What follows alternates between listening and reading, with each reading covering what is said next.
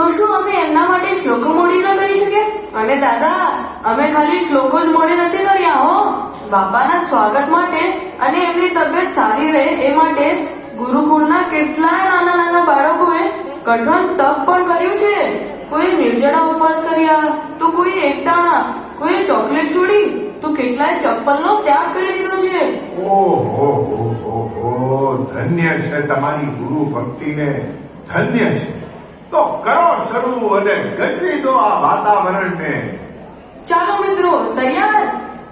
1, 2, 3 શરૂ.